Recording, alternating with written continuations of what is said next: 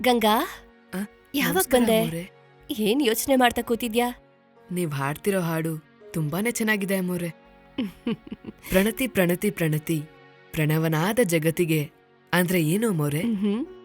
ಆಗ್ಲೇ ಹಿಡಿದ್ಬಿಟ್ಯಲ್ಲ.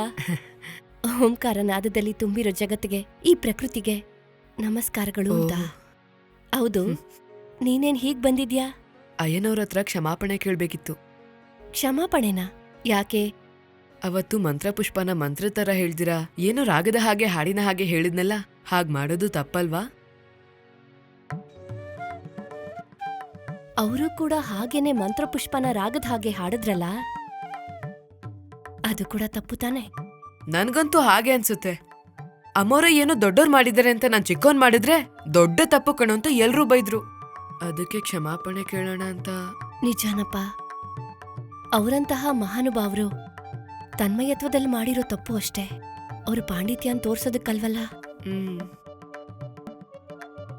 ಆದ್ರೆ ನೀನವತ್ತು ನದಿ ದಡದಲ್ಲಿ ಹಾಡಿರೋ ಹಾಡನ್ನ ಐನವರು ಕೇಳಿದ್ರೆ ಎಷ್ಟು ಚೆನ್ನಾಗಿರ್ತಿತ್ತು, ನಿನಗ್ ಒಳ್ಳೇದು ಕೂಡ ಆಗ್ತಿತ್ತು. ಅದಕ್ಕೋಸ್ಕರನೂ ಬಂದಿದ್ದೀನಿ, ಒಂದ್ಸಲ ಹಾಡ್ ತೋರ್ಸೋಣ ಅಂತ.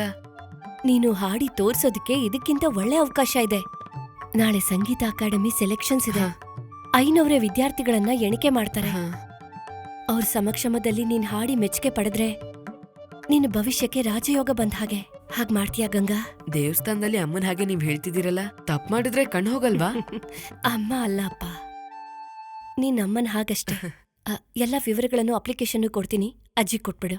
ಆಗ್ಲಿ ಅಮ್ಮೋರೆ.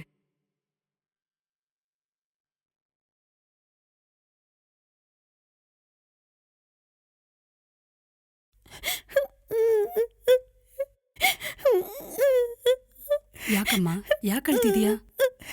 ಅಲ್ಲವ್ರ ನೋಡಿದ ತಕ್ಷಣ ಭಯ ಆಗ್ಬಿಡ್ತು, ಆಡಕ್ಕಾಗ್ಲಿಲ್ಲ. ಆಮೇಲೆ ಚೆನ್ನಾಗಿ ಕುಮಾರ್ ಹತ್ತಿದಾದ್ಮೇಲೆ ಮಂಜರಿ, ಬಾ ಅಂದ್ರು. ಛೆ ಹೀಗ್ ನೀವ್ ಈ ತರ ಮೌನರತ ಮಾಡಿ ಕೂತ್ಕೊಂಡ್ರೆ ಅಲ್ಲಿಗ್ ಹೋಗಿ ನಾನು ಕೂಡ ಇದೇ ತರ ಅಳ್ತೀನಿ.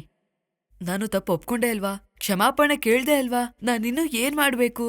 ಏನೋ ಮತ್ತೇನ್ ಕೋತಿ ಚೇಷ್ಟೆ ಮಾಡ್ತೀಯೇನೋ ಯಾರಿಗ್ ಗೊತ್ತು. ನಮ್ದು ಕಪಿ ಜಾತಿ ಅಲ್ವಾ.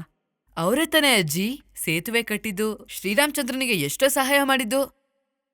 ಅಪ್ಪ, ಮಳೆ ಹೋಗಿ ಬೆಳಕು ಬಂತು. ನೋಡು, ಬಂದ ಅವಕಾಶನ ಅವತ್ತು ನಿನ್ ಕೈಯಾರೆ ನಾಶ ಮಾಡ್ಕೊಂಡ್ಬಿಟ್ಟೆ. ಇವತ್ತಾದ್ರೂ ಲಕ್ಷಣವಾಗಿ ಚೆನ್ನಾಗ್ ಹಾಡಿ ಶಬ್ಬಾಷ್ ಅನ್ನಿಸ್ಕೊ. ಗಂಗಾಧರ್